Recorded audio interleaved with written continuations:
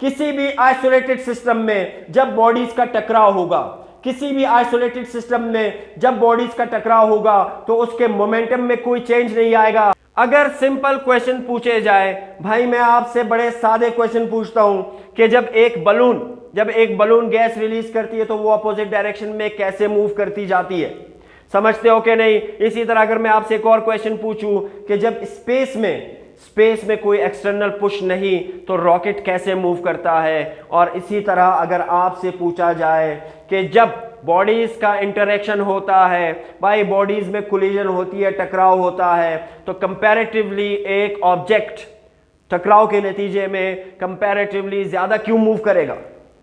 तो इन सब का आंसर कौन देगा? इन सब का आंसर देगा आज का टॉपिक। और आज का टॉपिक क्या है जिसे हम देखेंगे? That is law of conservation of momentum.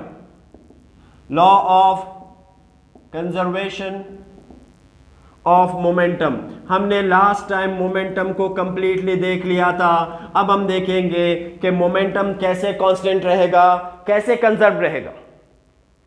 इस लॉ से पहले साइंटिस्ट ने क्या चीज ऑब्जर्व किया कि इस लॉ की जरूरत पड़ी?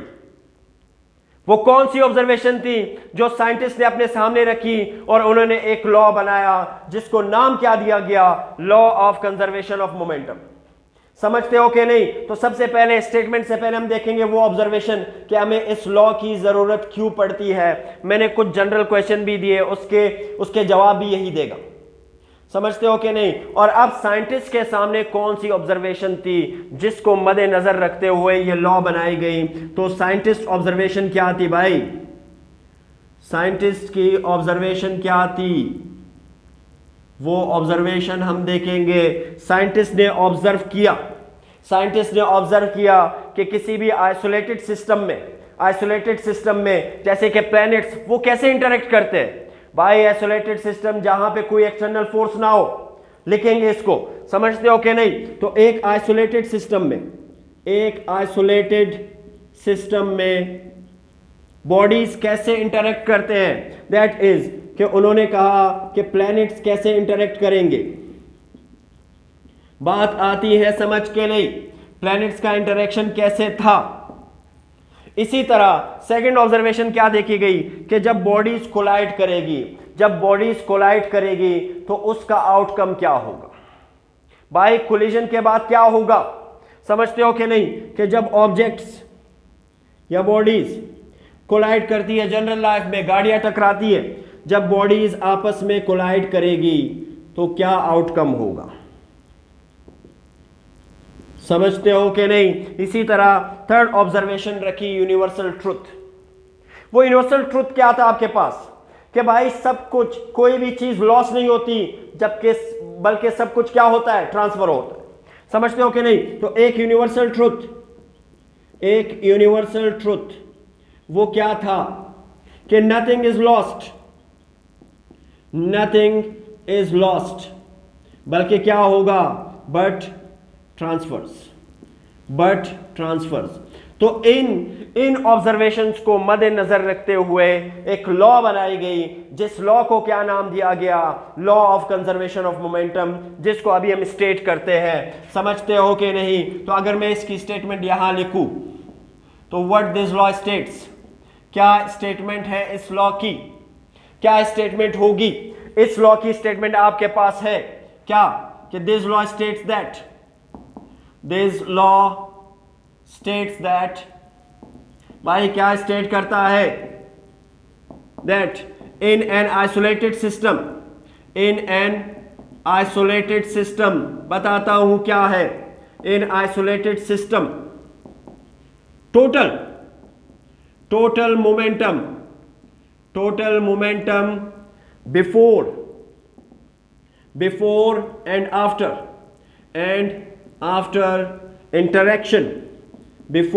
After interaction remains constant.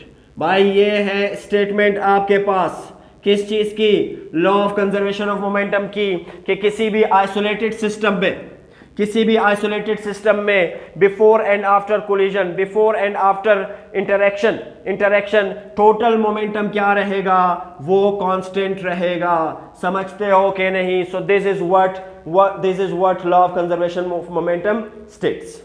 बात आती है समझ के नहीं? यहां मैंने किस किस चीज का जिक्र किया? यहां मैंने जिक्र किया आइसोलेटेड सिस्टम का। What this isolated system is, what this isolated system is, where a system where no external force acts। ये एक्सटर्नल फोर्सेस आपके पास क्या है? दैट इज कौन कौन से हो सकते हैं? लेट सपोज आपके पास है एयर रेजिस्टेंस, आपके पास है फ्रिक्शन। समझते हो कि नहीं? तो सच फोर्सेस अगर अप्लाई ना हो, कोई एक्सटर्नल फोर्स अप्लाई ना हो, तो ये इस सिस्टम को हम क्या नाम देंगे? Isolated system. तो law of conservation of momentum के लिए सिस्टम कैसा होना चाहिए? आइसोलेटेड, कोई एक्सटर्नल फोर्स नहीं होगी वहां पर। बात समझते हो कि नहीं? अगर आप चाहते हो कि मोमेंटम कांस्टेंट रहे तो कोई क्या होगा? एक्सटर्नल फोर्स नहीं होगी। तो उसके लिए हमने लिखा क्या? Isolated system. इसीलिए इसी तरह मैंने यहां पे लिखा interaction. Now what this interaction is? Let's suppose जिसे हम देखेंगे क्या? collision। क्या है? That is collision। समझ आती है कि नहीं? और remains constant means क्या? remains constant means क्या? कि no change, कोई चेंज नहीं आएगा।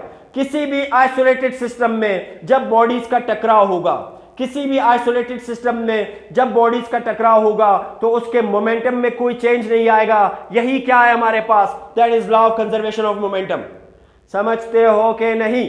आती है बात समझ? और अगर मैं इसी को मैथमेटिकली लिखना चाहूं तो मैथमेटिकली मैं क्या लिखूंगा? That is summation of initial momentums by summation of initial momentum equals to summation of final momentum. कि हमारे पास इनिशियल और फाइनल मोमेंटम का सम टोटल वो क्या होगा? वो इक्वल होगा। भाई ये बात कहां से आई? ये स्टेटमेंट कहां से आई? ये हमने दो लॉस से निकाले। अगर हम इसकी डेरिवेशन देखें तो ये कहां से आई? ये हमने निकाले दो लॉस से। वो कौन से दो लॉस थे? हमारे पास था न्यूटन्स, जिसे हमने देखा न्यूटन्स थर्ड लॉ। भाई Newton's third law of motion में हमने क्या देखा कि दो बॉडीज जो डिफरेंट बॉडीज पे फोर्सेस लगेंगे वो मैग्नीट्यूड में सेम होंगे लेकिन डायरेक्शन क्या होगी? ऑपोजिट होगी। वो मैग्नीट्यूड में सेम होंगे लेकिन डायरेक्शन क्या होगी? ऑपोजिट होगी। हमने इसको डिटेल से देखा। इसी तरह हमने सेकंड लॉ को देखा था, that was Newton second law. वो सेकंड लॉ में क्या बताता था? भाई वो सेकंड लॉ क्या स्टेट करता था? वो था आपके पास that is force is the product of mass and acceleration. हमने डिटेल से देखा इसको, और इसी को जब हमने मजीद देखा, इसी इक्वेशन से हमने क्या बनाया? दैट फॉर एक्सेलरेशन में क्या लिखा था? That was rate of change of velocity with respect to time. और अगर मास के साथ वेलोसिटी का प्रोडक्ट ले तो वो दरअसल मेरे पास क्या था? वो मेरे पास था मास का अगर मैं वेलोसिटी के साथ प्रोडक्ट लूं तो वो दरअसल मेरे पास क्या बन जाता था? मोमेंटम। तो फोर्स किसके इक्वल था? Rate of change of momentum को। हमने डिटेल से देखा। तो हमने थर्ड लॉ देखा और सेकंड लॉ। अब इस सेकंड लॉ और थर्ड लॉ को अगर मैं कंबाइन करके लिखूं, यहां अगर मैं फोर्स की वैल्यू पुट कर दूं तो ये मेरे पास क्या होगा? That is rate of change of momentum equals to opposite direction of rate of change of momentum. भाई सिंपल, यहां एफ की जगह भी मैंने इसकी वैल्यू पुट की और यहां भी एफ की जगह मैंने वैल्यू पुट की। समझते हो कि नहीं? आसान चीज। आपके पास डेल टी से कैंसल आउट होगा तो आपके पास इनिशियल मोमेंटम क्या होगा? फाइनल मोमेंटम के इक्वल होगा ऑपोजिट डायरेक्शन में यहां पे। तो अगर मैं इसको लेके आऊं इस तरफ तो मेरे पास क्या होगा? दोनों मोमेंटम, आप यहां पे 1 2 लिख ले, तो दोनों मोमेंटम का सम क्या होगा? 0 के इक्वल होगा। So this is what that is law of conservation of momentum.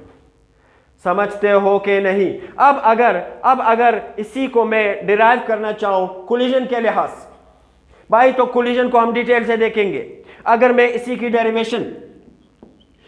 Derivation यानी law of conservation of momentum की derivation with respect to collision लिखूं विद रिस्पेक्ट टू इंटरेक्शन लिखूं तो मैं कैसे लिखूंगा भाई? कोलिजन चाहे आपके पास इलास्टिक हो, हम डिटेल से देखेंगे, चाहे आपके पास इनइलास्टिक हो, चाहे आपके पास परफेक्टली इनइलास्टिक कोलिजन हो, तो सब केसेस में मोमेंटम क्या रहता है?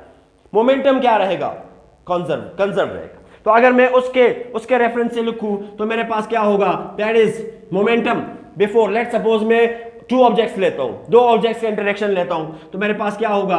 First momentum, sum of momentum before collision, sum of momentum before collision, that is m1v1 plus m2v2, sum of collision, sum of momentum before collision लिख लीजिए, ये इक्वल होगा किसके? That is sum of momentum after collision, that is m1v1 prime plus m2v2 prime. समझ आती है कि नहीं? तो कोलिजन के रेफरेंस से हम momentum, law of conservation of momentum को कैसे लिखेंगे? उसका फार्मूला हम कुछ ऐसे लिखेंगे। कोलिजन को हम एक एक करके देखते जाएं। बात समझ आती है कि नहीं? So this is what your law of conservation of momentum is.